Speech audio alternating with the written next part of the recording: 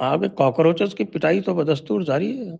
ये तो गलत बात है ना। कॉकरोचेस को कोई जीव जंतु नहीं मान रहा कि ये जीव हत्या जो है ये तो सनातन में होती नहीं है। जीव हत्या पाप है। और ये कॉकरोचेस की पिटाई हो रही है, कभी जयपुर में, कभी जोधपुर में। हमारे राजस्थान के वीर जो हैं, उन्होंने कॉकरोचेस को ही मुगल समझ लिया। क्या बात है। आप मैंने जब ट्वीट किया था तो आपने तो कहा था कि भाई, पिछले हफ्ते जब हम बात कर रहे थे मैंने कहा कि भाई आपके राजस्थान वाले कुछ कर क्यों नहीं रहे। और देखिए पिछले एक हफ्ते में और आज के में हम बात कर रहे हैं तो एकदम सिनेरियो चेंज हो गया है। खाता वहीं से खुल गया है इनका राजस्थान से ही। तो अब ये मुझे लग रहा है कि थोड़ा सा सोच भी रहे हैं, सोच समझ के कर रहे हैं कि भाई अब अगला स्टेप क्या किया जाए। लेकिन इनका जो ये तर्क है ना, देखो बदमाश कितने हैं।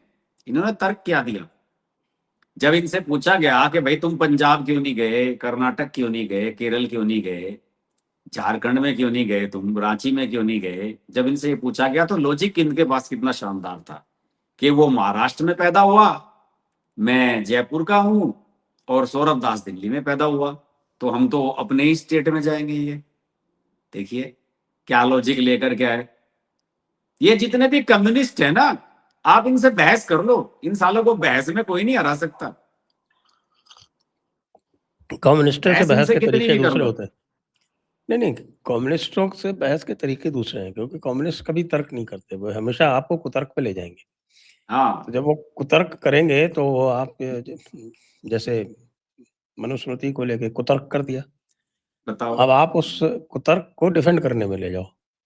आप उसको कुतर्क हम्म, का जो है तो वो तो अगर आप कुतर्क को काटने में लग जाओगे, उसकी काट करने लगोगे, तो इसका मतलब ये है कि आप उनकी टर्फ पे चले गए, आप उनकी ही पिच पे खेलने हाँ के लिए वो चले गए। आपको अपने स्तर पे लाते हैं। तो वो उनका काम ही यही है। तो उनके साथ कुतर्क नहीं करना, उनको जो है इस तरह से करना। जैसे जब उन्होंने कहा मनुस्मृति में ये है, तो मैंने कोट करके कुरान में क्या-क्या है वो लिख दिया। मैंने जो हमारे लोग थे, उनको तो मैंने मनुस्मृति बताई, लेकिन हम्म, उनका जो रिएक्शन, उनके लिए जो रिएक्शन था, वो सीधे-सीधे राहुल गांधी को कहा, भैया कुरान में ये है, ये देख लो तुम। 2.223 औरतें जो है वो तुम्हारी खेती हैं, तुम जैसे चाहो वैसे जोतो। फिर हम्म, 4.3 4-4 बीवियाँ रखो, 4.34 पीटो। और उसके अलावा दुनिया भर के और हैं भई भाई, कुरान और हदीस में लिखा हुआ है कि साहब आपकी आधी गवाही है। तो अब ये चुप, अब ये नहीं भिड़ेंगे आगे, अब ये अवॉइड करके निकल गए। तो इनके साथ में इसी तरह से किया जाता है, और कई बार जो है अगर ये चिल्लाएँ तो इनसे ज़ोर से चिल्लाया जाता है। जैसे एक आदमी आता है ना, वो विवेकहीन श्रीवास्तव, ध्यान है ना आपको विवेकहीन श्रीवास्तव? हाँ तो नाम तो सुना हुआ है। हाँ। हाँ, तो वो ये आपके मीडिया वाले या जो टीवी वाले जो हैं वो उसको विवेक श्रीवास्तव कहते हैं। मैं उसको विवेकहीन श्रीवास्तव कहता हूँ। तो हम्म, जो पहली बार मेरे सामने पढ़ा तो जैसे ही वो कुछ उल्टी-पुल्टी बातें मुझे, मैं कह रहा चुप विवेकहीन श्रीवास्तव, क्या बकवास कर रहा है? तो वो पलट गया। वो मतलब अपना ट्रैक छोड़ गया। तो हम्म, आपको ऐसा काम करना है जिससे ये अपना ट्रैक छोड़े। जो हाँ इन्हें डिरेल कर दो। कम्युनिस्टों से जो बात करने का तरीका है वो तार्किक कभी हो ही नहीं सकता, क्योंकि उनका काम ही पहले कुतर्क करके आपको कुतर्क के डिफेंस में वो कुतर्क कर दे। कह दिया उन्होंने कि ये मनुस्मृति जो है ये अरे महिला विरोधी वो है। ये क्या कर रहे हैं कि वो मनुस्मृति को लेके वो जो सुप्रिया श्रीनेत ने कुछ एक ट्वीट किया ना, वो लंबा चौड़ा सा, उसमें बहुत सारे वो निकाल निकाल के, तो इन्होंने उसे शेयर करना शुरू कर दिया। मनुस्मृति की मेरे पास एक कॉपी है, तो मैंने कल उसे लेकर के एक तस्वीर अपनी फेसबुक पे और ट्विटर पे डाल दी कि भाई अगर नहीं पढ़ो, किसी के पास ना हो तो अभी अवेलेबल है, प्रभात प्रकाशन वालों ने छापी हुई है और हाँ, हाँ, बहुत वो बढ़िया कॉपी है, बहुत बढ़िया। सुरेंद्र कुमार जी की बहुत ही प्रतिष्ठित टीका है हाँ वो। हाँ जी जी जी जी हाँ। तो मैंने कहा भाई इसे मंगवा लो, अब मैंने उसका लिंक विंक भी शेयर कर दिया। तो एक लड़का है वो पहले हमारे साथ काम करता था, उसमें द प्रिंट में चला गया, वो फिर आजकल शेखर गुप्ता वाली में उसमें जॉब कर रहा है। तो वो नीचे कमेंट लिखने में लग गया, इतनी गंदी किताब को सर आप प्रमोट कर रहे हो, इतनी गंदी किताब। मैंने कहा तू बकवास तो मत कर, बहुत छोटा है हमारे से। तो मैंने उससे कहा पहले ये बता तूने पढ़ी है या नहीं, पढ़ी है तो बात कर।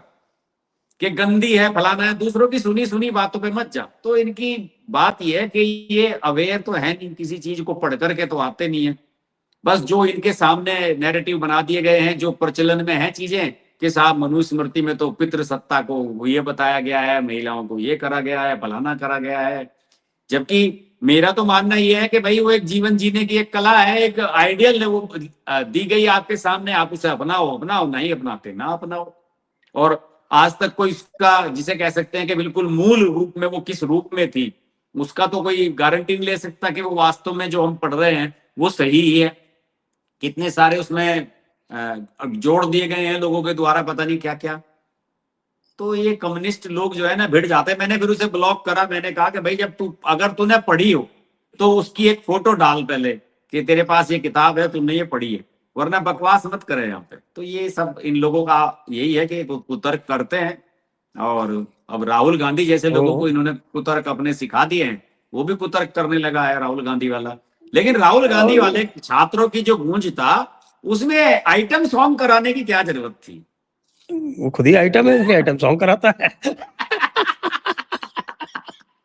राहुल गांधी कम भाई आइटम है आप क्या? ये बताओ, वो जो नेहा सिंह राठौर है, नेहा सिंह राठौर जो है वो नचनिया ही तो है।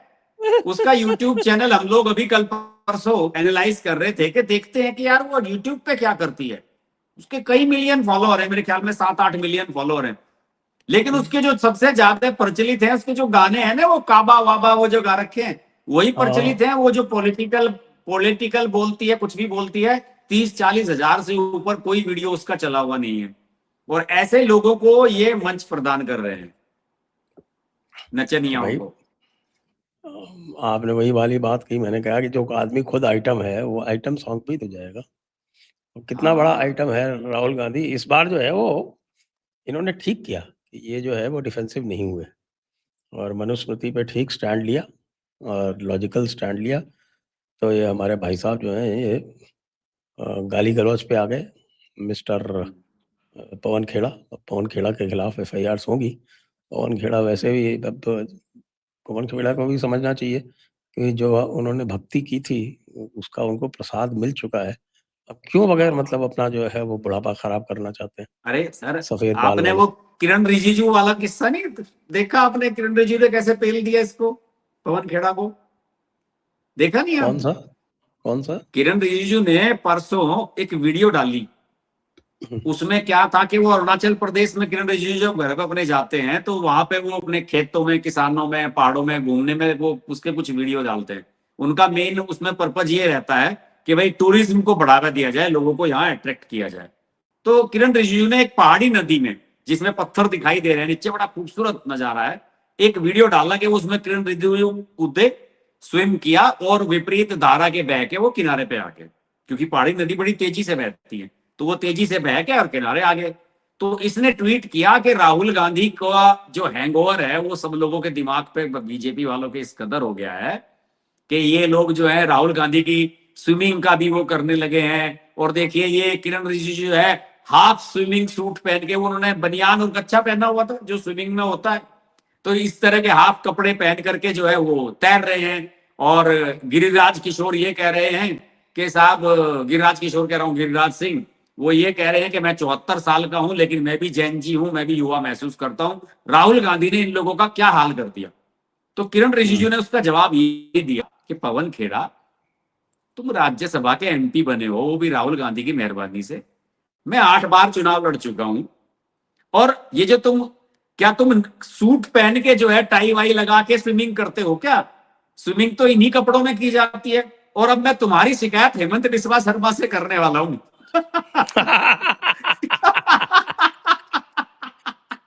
अभी तेरा तो पेड़ा नहीं बना है ठीक से, खेड़े का पेड़ा बनना बाकी है। तो मुझे मुझे इसका सबसे बढ़िया पार्ट किरण रिजिजू का ये लगा कि जो उन्होंने जो हेमंत बिस्वा शर्मा वाली बात ध्यान रखी। हेमंत बिस्वा शर्मा ने तो हुलिया बदल दिया। पवन खेड़ा जब से तो बाल सफेद रखने लगा, दाढ़ी रखने लगा कि शायद वो तस्वीर में पहचान में ना आऊं। तो किरण रिजिजू ने बहुत उसे जो कहा, उसे खूब सिखाया और उसने कहा कि भाई ये जो है तुम दान से वो बन गए हो राज्यसभा के एमपी। मैं 8 चुनाव लड़ करके आया हुआ हूं और कभी हारा नहीं हूं अपने क्षेत्र में। तुम्हारी तरह मैं, मुझे जो है वो खैरात में नहीं मिली है। और रही राहुल गांधी की बात, तो राहुल गांधी मेरे दिमाग में कभी नहीं रहता है। मैं तो अपने जो क्षेत्र के लोग हैं, मेरे किसान भाई, वो सब, उन सबको उत्साहित करने के लिए मैं इस तरह के वीडियो बनाता हूं कि उन्हें भी उत्साह हो। और आप लोगों की हिम्मत नहीं है कि उस बरसाती नदी में नहा के दिखाओ, स्विमिंग पूल में नहाने वालों के। ये बड़ा लंबा चौड़ा ट्वीट किया किरण रिजिजू ने।